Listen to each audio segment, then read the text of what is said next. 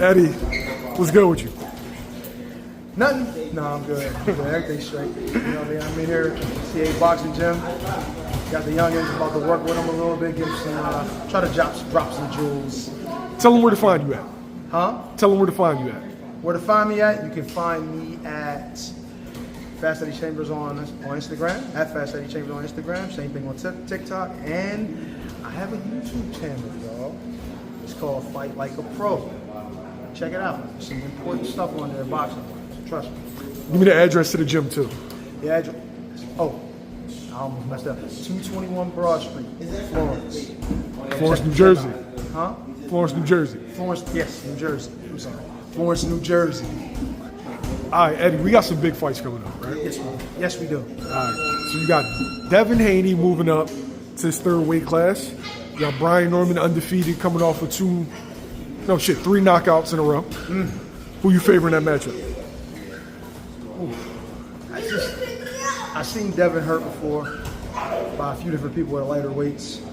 I guess you call them at that point in their careers. Some of them, well, obviously not Ryan Garcia, but like looking at what's the guy's name? Jorge Linares. Jorge Linares, perfect. Damn, you sharp on it. But yeah,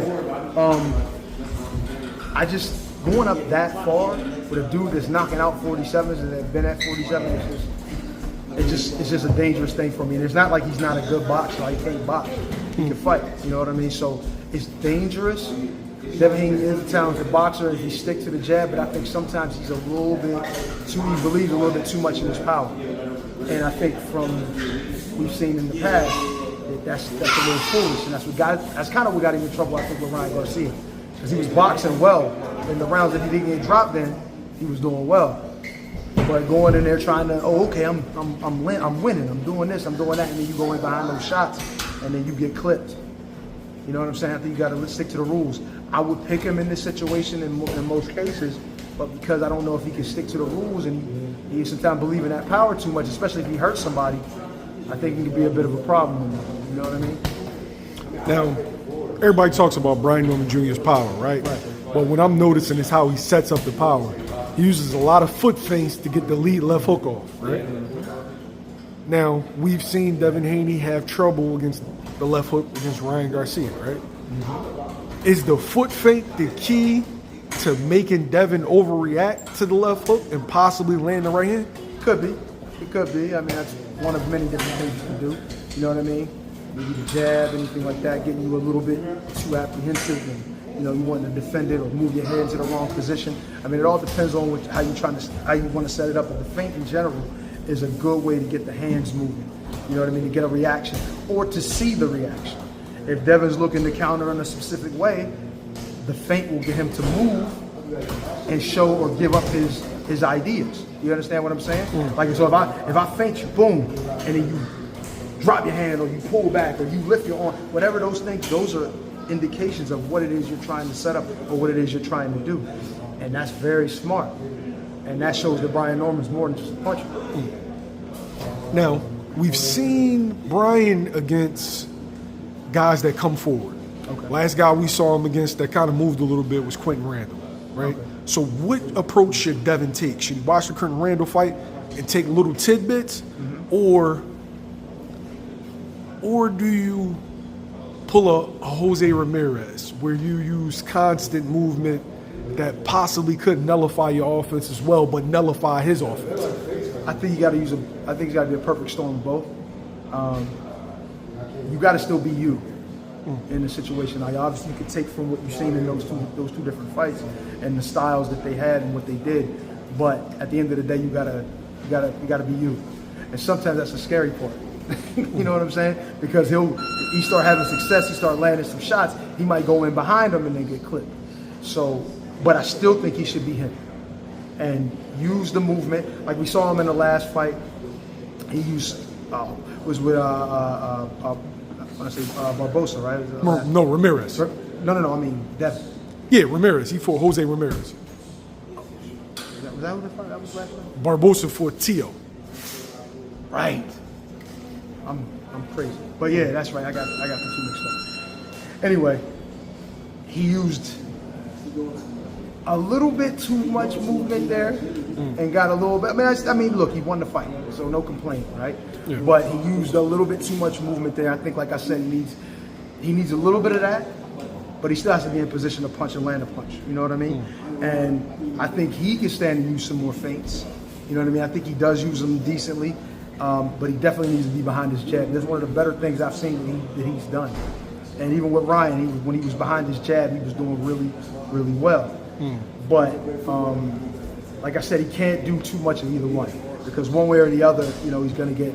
I mean, and really, who cares about what people say if you win? But what if he doesn't? You know what I mean? And then he fights with that kind of, like you said, nullify his offense, but nullify yours, and then because he's coming forward, he wins the fight. You understand what I'm saying? Yeah. It just looks bad all around, and Devin hasn't been in the good graces of boxing people for a little while now. Which is fucking weird, because he's done everything that everybody says they want their fighter to do. It's like, I want you to test yourself. Or I want you to go behind enemy lines. Or I want you to move up in weight. I want you to fight this guy. I want you to fight that guy. And meanwhile, he gets shit. And the other guys that don't do that are boxing's darling. That's weird to me, yo. Well, it's like I said. I think it's more than I think with Devin. I don't think he has a bad personality or anything like that.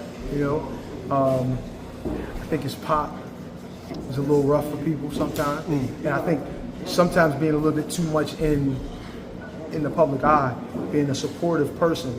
That's great to support, but you gotta learn how to play your part, and you don't want to be in the spotlight too much, because then it's almost like you're trying to steal your son's shine a little bit. And I'm not trying to say that's what he's doing.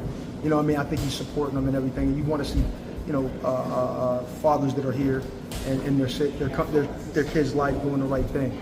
But like I said, if he's doing too much, and he's making his son a target, in a sense. You know what I mean? Because I agree with you. I think Devin is stepping up to the plate. He's fighting these guys.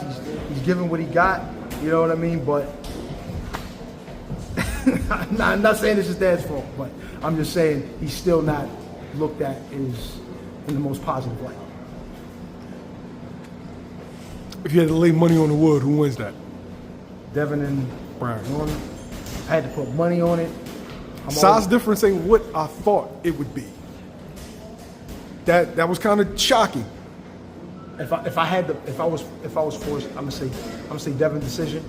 I'm gonna say Devin decision, because if he gets it right here, if he gets it right, and he boxes, he stays behind the jab, he feints, he keeps him on edge, and if he can get respect from Norman, you need to get respect from him.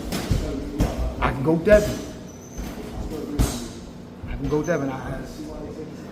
It's a dangerous pick, obviously, because we've seen him hurt before with the left hook, and that's obviously one of Norman's best punches.